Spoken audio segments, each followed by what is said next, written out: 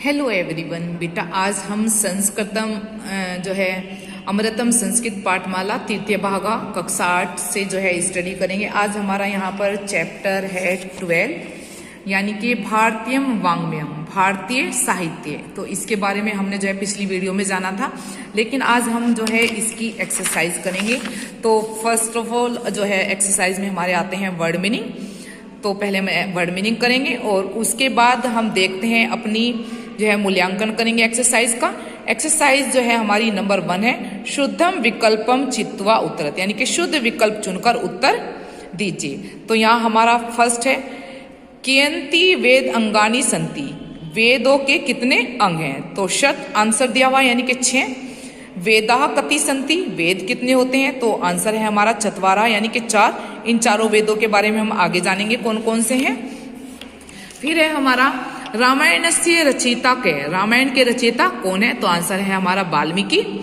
महाभारतम केन लिखितम, महाभारत किसके द्वारा लिखी गई? गणेशेन के द्वारा।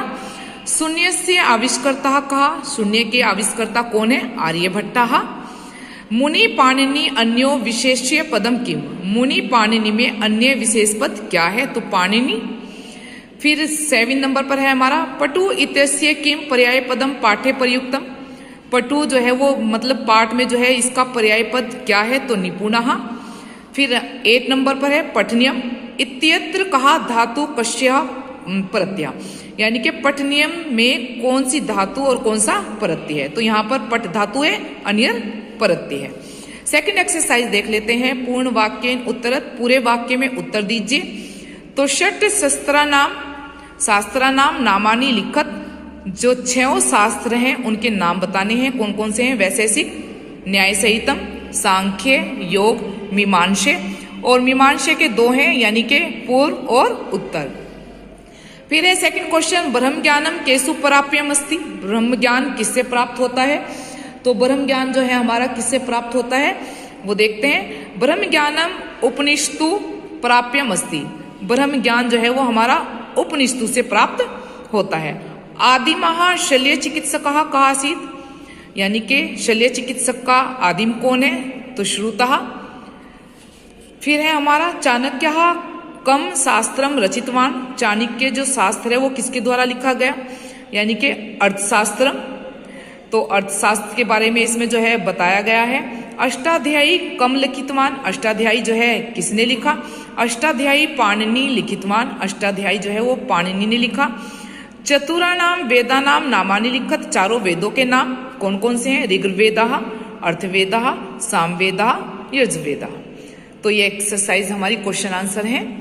तो अब एक्सरसाइज नंबर हमारी 3 आती है समासा नाम शुद्धम विग्रहम चुनन, समासों का शुद्ध विग्रह चुनिए।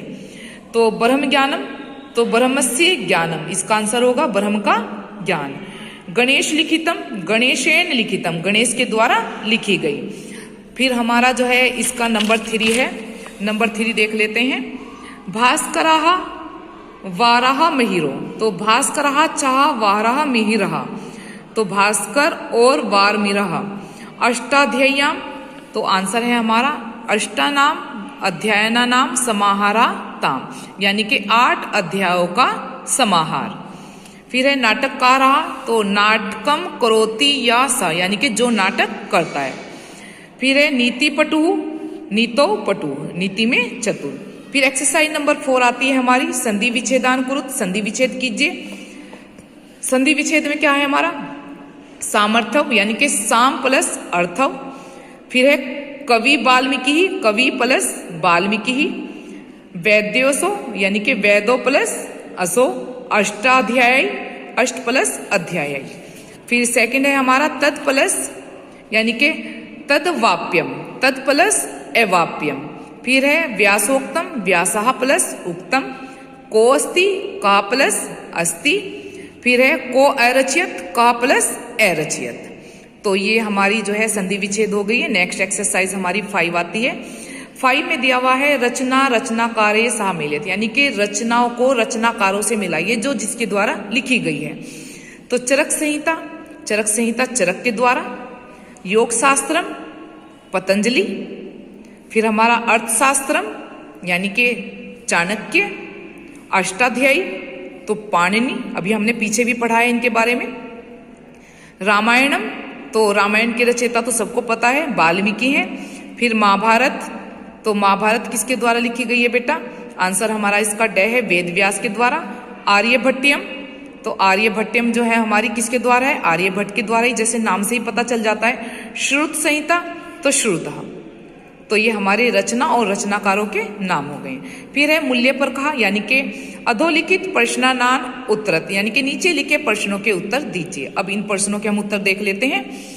उपनिषदों किम विषयकम ज्ञानम प्राप्यते, उपनिषदों में किस विषय का ज्ञान प्राप्त होता है? तो उपनिषदों ब्रह्म ज्ञानम विषयकम ज्ञानम प्राप्यते, यानी कि उपनिषदों से हमें जो है ब्रह्म ज्ञान के विषय में ज्ञान प्राप्त होता है।